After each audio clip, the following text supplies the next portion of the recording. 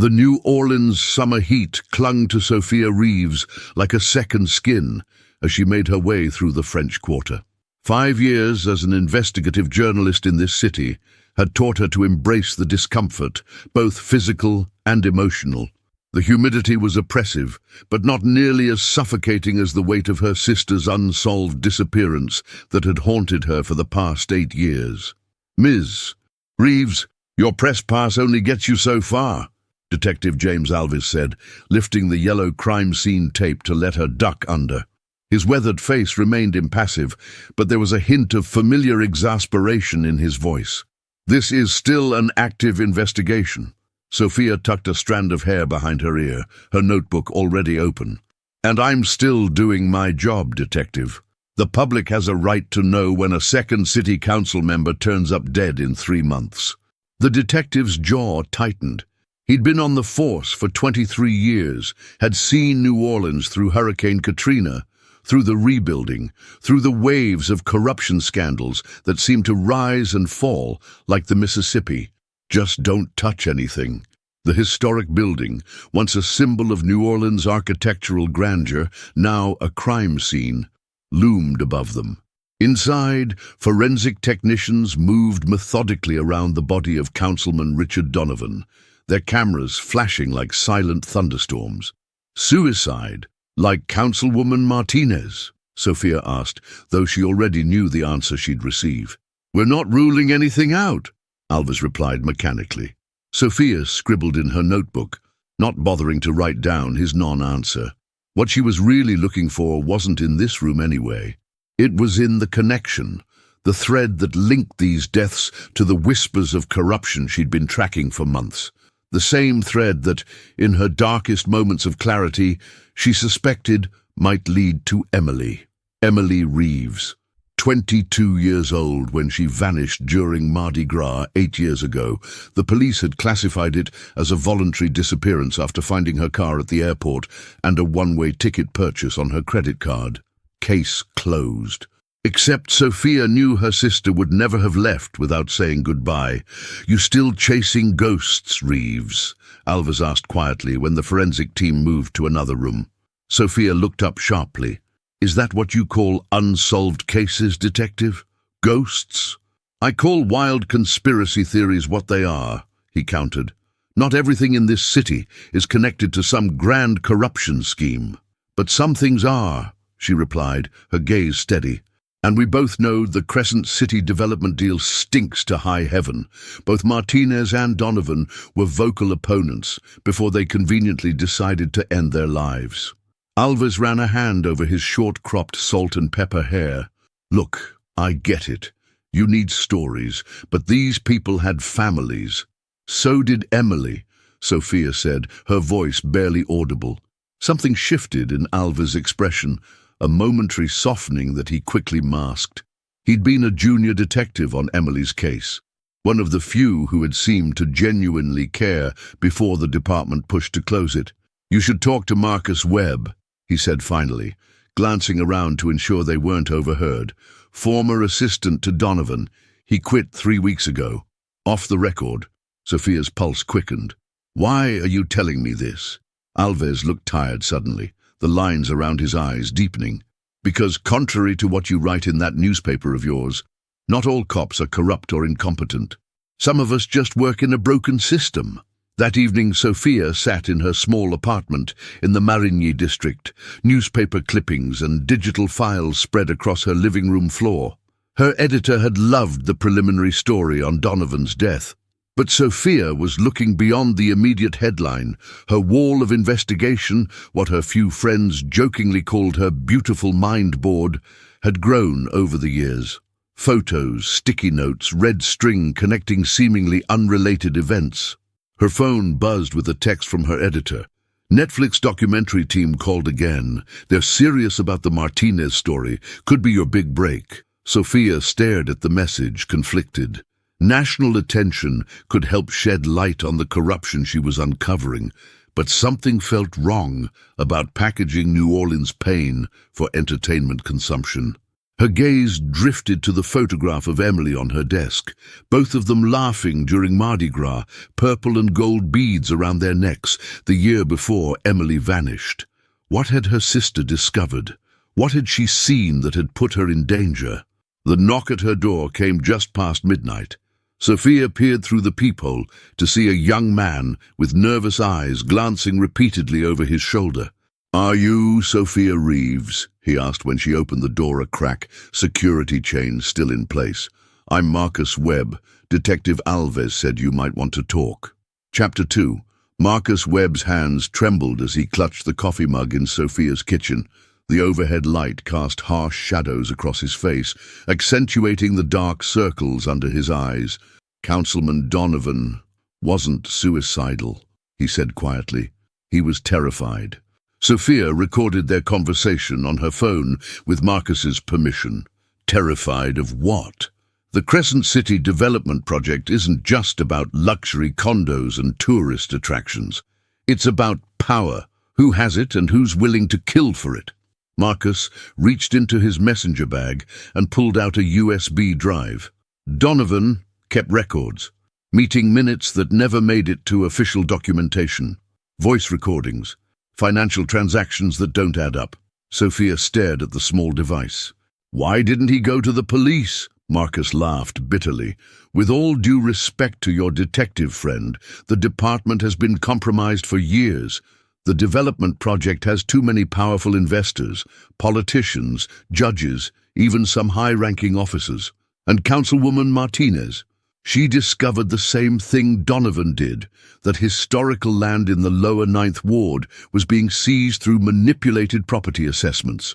Families who'd lived there for generations, who'd rebuilt after Katrina, were losing their homes based on falsified environmental reports. When she threatened to go public, Marcus trailed off. They killed her and made it look like suicide," Sophia finished. Marcus nodded grimly. "Donovan was next. I told him to run, but he said he had one more meeting, someone who could blow the whole thing open." Sophia's heart raced. "Who?" "I don't know. He never told me. But the meeting was scheduled for Mardi Gras night." The mention of Mardi Gras sent a cold shiver down Sophia's spine. The connection to Emily's disappearance grew stronger. "Why are you telling me this?" Sophia asked. "Because I'm next on their list," Marcus said simply. "And because Donovan trusted you. He kept files on journalists too, the ones who could be bought and the ones who couldn't. Your name was at the top of the second list." Later that night, after Marcus had left with promises to meet again, Sophia drove to Alves's modest home in Gentilly. The detective answered the door in sweatpants and a faded Saints t-shirt, looking surprised to see her. "Do you have any idea what you've gotten me into?" Sophia demanded, pushing past him into the house. Alves closed the door quickly. "Keep your voice down. My daughter's asleep."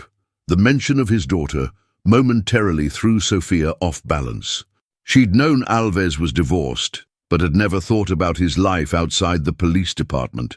"Webb gave me evidence of corruption tied to the Crescent City development project," Sophia said more quietly. "Evidence that implicates members of your department." Alves didn't look surprised. "I figured as much. That's why I sent him to you instead of taking his statement myself." "You're using me as a shield," Sophia accused. "I'm using your position as a journalist to get the truth out where it can't be buried," Alves countered. He gestured for her to follow him to the kitchen, where he poured 2 fingers of bourbon into glasses. "This goes higher than the police department, Sophia. It goes all the way to the governor's office." Sophia accepted the drink, studying Alves' face. "Why now? Why help me after all these years of stonewalling?" Alves took a long sip before answering. "Because I'm tired. Tired of watching good people die while I follow procedures that protect the guilty." He hesitated. "And because I owe it to your sister." Sophia froze. "What do you know about Emily?" "Not enough," Alves admitted. "But I've always believed her disappearance wasn't voluntary. The airport security footage was too convenient, grainy, distant shots that could have been anyone." "You never said anything." "My supervisor shut the investigation down, said we had budget constraints, other priorities. I kept digging on my own time, but hit walls everywhere. Alves reached for a worn leather notebook on his counter and handed it to Sophia. I've kept notes on every inconsistency, every lead that was prematurely abandoned. Sophia opened the notebook with trembling hands, seeing years of meticulous documentation. Why are you giving me this now? Because Martinez and Donovan were both on the zoning committee that approved emergency construction in the lower 9th Ward 8 years ago, right after Mardi Gras. Alves' eyes met hers. Right when Emily disappeared. Chapter 3. The cacophony of jazz and revelry from Bourbon Street filtered through the windows of Sophia's temporary hideout, a small apartment above an antique shop owned by her newspaper's photographer, Remy. With Mardi Gras in full swing, the city had transformed into a kaleidoscope of colors and chaos, the perfect cover for both investigation and those who might want to stop it. You can't publish this without concrete proof, Remy warned, reviewing the draft article on Sophia's laptop. At 53, he'd photographed New Orleans' triumphs and tragedies for decades. These are serious accusations against serious people. Sophia paced the small room, Marcus Webb's USB drive and Alves' notebook laid out before her. The connections are all here. The Crescent City Development Project is just the latest iteration of a scheme that's been running for years. They've been using natural disasters and manufactured crises to grab land, launder money, and consolidate power. And you think Emily stumbled onto this 8 years ago? Sophia nodded. She was working as a paralegal for Westlake and Associates, the firm handling property transfers after Katrina. She mentioned something about irregularities in the paperwork just days before she disappeared. Sophia's phone buzzed with a text from Alves. We need to meet. Evidence lockup. 1 hour. The evidence room in the basement of the police headquarters was dimly lit and smelled of dust and forgotten secrets. Detective Alves used his keycard to let them in, glancing nervously at the security camera in the corner. It's on a loop for the next 20 minutes, he explained, leading Sophia through rows of shelved boxes. Tech guy owes me a favor. This is crossing a line, even for you, Sophia remarked. Lines got blurry a long time ago in this city, Alves replied, stopping at a section marked 2017. He pulled down a cardboard box labeled Reeves, E. Personal Effects. Sophia stared at it. You told me all her belongings were returned to the family. Standard items were, Alves admitted. Her phone, wallet, everyday items. But these were flagged for further investigation, then conveniently forgotten when the case was closed.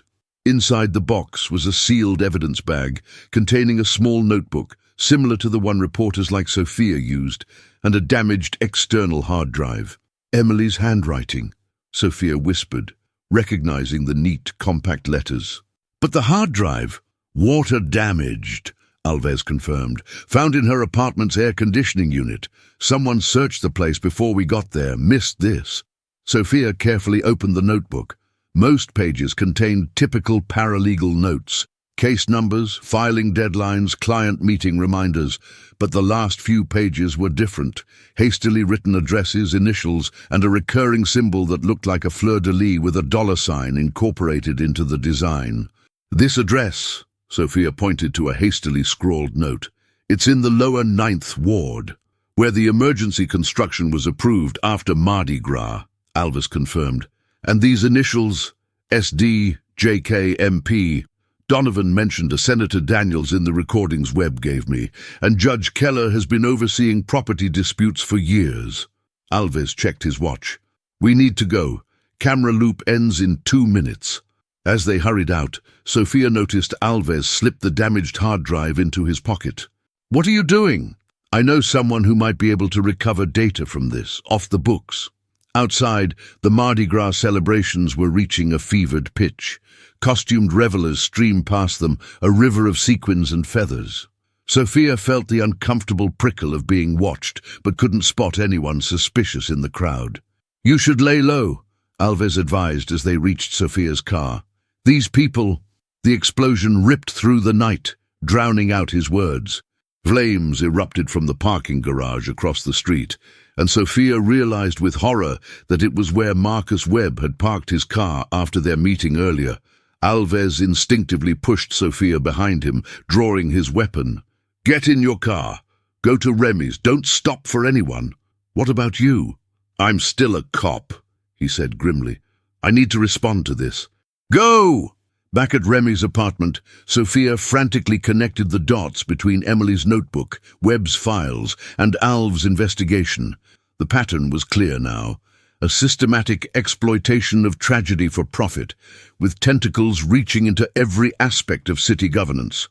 Her phone lit up with breaking news alerts: explosion at police headquarters parking structure. 3 dead. No names had been released. Sophia's hands shook as she dialed Alves' number. No answer. A knock at the door made her freeze. Through the peephole, she saw a woman in her 50s, elegantly dressed despite the late hour. "Ms. Reeves," the woman said when Sophia cracked the door, "I'm Diana Westlake. I was your sister's employer. How did you find me?" "That's not important right now," Diana said urgently. "What's important is that Detective Alves has been taken to Mercy Hospital. He's alive, but they're saying it's critical." Sophia's mind raced. "Why should I trust you?" "Because I'm the person Councilman Donovan was meeting on Mardi Gras night," Diana replied. "And because I have what Emily tried to protect 8 years ago, the original evidence of the corruption that's destroying our city." Chapter 4. The rhythmic beeping of hospital monitors provided a grim soundtrack as Sophia stood at Detective Alves' bedside. His face was partially obscured by an oxygen mask, burns covering his left arm and shoulder. The doctors had said he was lucky. He'd been moving away from the explosion when it detonated. "They're saying it was a gas leak," Diana Westlake remarked quietly, standing beside Sophia. "Just like they said Emily bought a plane ticket she never used." Sophia studied the woman who claimed to have been her sister's confidant. Diana Westlake, senior partner at one of New Orleans' oldest law firms, didn't fit Sophia's mental image of a whistleblower. Her pearls and perfectly styled silver bob spoke of old money and establishment connections. "Why didn't you come forward sooner?" Sophia demanded. 8 years, and you knew what happened to Emily?" Diana's composed exterior cracked slightly. "I didn't know. Not for certain. Emily came to me with concerns about property transfers in the lower 9th Ward. Documents were being falsified, environmental reports manipulated. When she disappeared, I suspected the worst. But I had no proof, just my own suspicions, and the fear that I'd be next if I spoke out." "So you stayed silent while a family mourned," Sophia said bitterly. "I stayed alive so I could gather evidence," Diana corrected. "Emily trusted me with copies of files that disappeared from our system the day after she went missing. I've spent 8 years building a case, finding allies, waiting for the right moment." Alves stirred, his eyes fluttering open. He tried to speak but couldn't manage more than a hoarse whisper through the mask. "Save your strength," Sophia told him, squeezing his hand gently. "We're figuring this out." Back at Remy's apartment, which had become their makeshift headquarters, Sophia and Diana spread their collective evidence across the floor. Remy stood guard by the window, occasionally photographing key documents. "The Netflix documentary team keeps calling," Remy mentioned. "They've heard about the explosion. They want to interview you." Sophia shook her head. "Not yet. Not until we have the full story." Diana pointed to a complex diagram showing financial flows. "The Crescent City Development Project is just the latest iteration. After Katrina, they used emergency reconstruction funds. Before that, it was casino development licenses. The players change slightly, but the core group remains the same." "And the fleur-de-lis symbol in Emily's notes?" Sophia asked. "The logo for the Prosperity Alliance, a private club where the city's elite make the real decisions. Membership is by invitation only." Sophia connected another piece. "The damaged hard drive Alves took from evidence. He said he was taking it to someone who could recover the data." Diana's expression darkened. "We need to find it. If he had it on him during the explosion." Sophia's phone rang. Alves' daughter, Kate. "Dad's awake," she said when Sophia answered. "He's asking for you. And he keeps saying something about a technician named Victor." At the hospital, Alves was sitting up, looking pale but alert. His daughter, a serious young woman who resembled him strongly, sat protectively at his side. "Victor Nguyen," Alves said, his voice raspy. "Computer specialist who helps us off the books sometimes. I gave him the hard drive last night before meeting you." "Where can we find him?" Sophia asked. "Basement of the old library building on Canal. He has a repair shop there." "Oh." As Sophia turned to leave, Alves caught her wrist. "Be careful. The explosion wasn't meant for Webb. They were trying to get to me, to the evidence. Someone inside the department is feeding them information." Victor Nguyen's shop was tucked away in a forgotten corner of a building slated for demolition as part of, Sophia noted with grim irony, the Crescent City Development Project. The young technician greeted them with suspicion until Sophia mentioned Alves. "I've recovered about 70% of the data," Victor explained, leading them to a workstation surrounded by computer parts. "Most of it is legal documents, property records. But there's also this." He pulled up a video file. The timestamp showed a date 8 years ago, 2 days after Emily had allegedly fled the city. The grainy security footage showed a private marina where a group of men escorted a woman onto a yacht. Even with the poor quality, Sophia recognized her sister's distinctive walk. "That's Senator Daniels's yacht," Diana whispered. "The Southern Comfort." "Where did this footage come from?" Sophia demanded. Victor shrugged.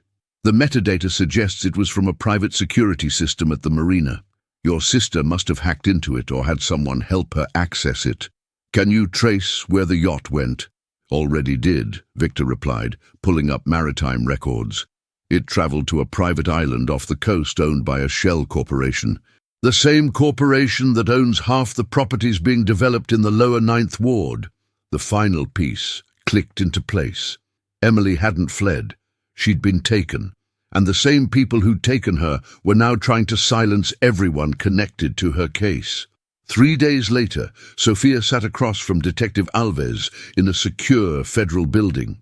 Between them was Special Agent Rivera of the FBI's Public Corruption Unit. "Your evidence is compelling," Rivera acknowledged. "We've been investigating the Prosperity Alliance for years, but could never get enough to move against them. With what you've provided, the financial records, the falsified environmental reports, the security footage, we can finally make our move." "And my sister?" Sophia asked, the question that had driven her for 8 years. Rivera's expression softened slightly. "Based on our preliminary investigation, we believe Emily Reeves was taken to the private island, where she was either held or—" She paused. "We have teams searching the property now." Sophia nodded, numb. After years of uncertainty, even the worst truth would be better than not knowing. "What happens now?" Alves asked. "We move tonight," Rivera explained. "Simultaneous arrests across the city. Senator Daniels, Judge Keller, the police commissioner, and 12 others. We need both of you to stay under protection until then."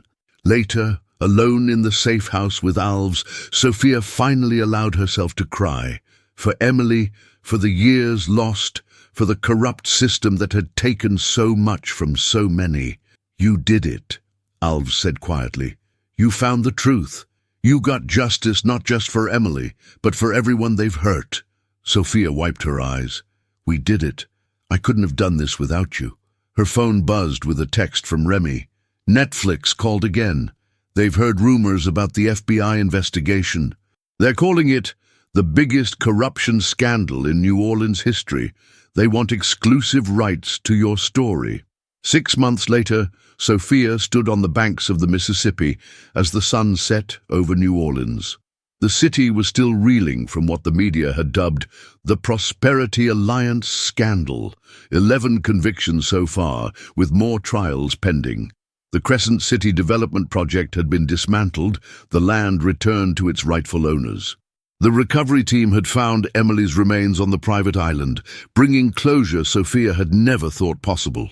She'd been laid to rest properly, with the truth of her courage finally known. "The documentary premieres next week," Alves said, joining Sophia at the riverbank. He'd retired from the force and was consulting on police reform initiatives. "Strange to think of our investigation becoming entertainment," Sophia remarked. "It's more than entertainment," Alves countered. "It's a record of what happens when people choose truth over comfort, justice over safety. It's Emily's legacy." Sophia nodded, watching the fading light glint off the water. New Orleans would always be a city of contrasts, joy and sorrow, corruption and redemption, secrets and revelations. But today, at least, the truth had won. "To Emily," she said softly, casting a white rose into the current. "To Emily," Alves echoed, "and to the stories that still need telling." The rose drifted away, carried by the same powerful current that had shaped this resilient, complicated city, a current that, like truth itself, could be temporarily diverted, but never truly stopped.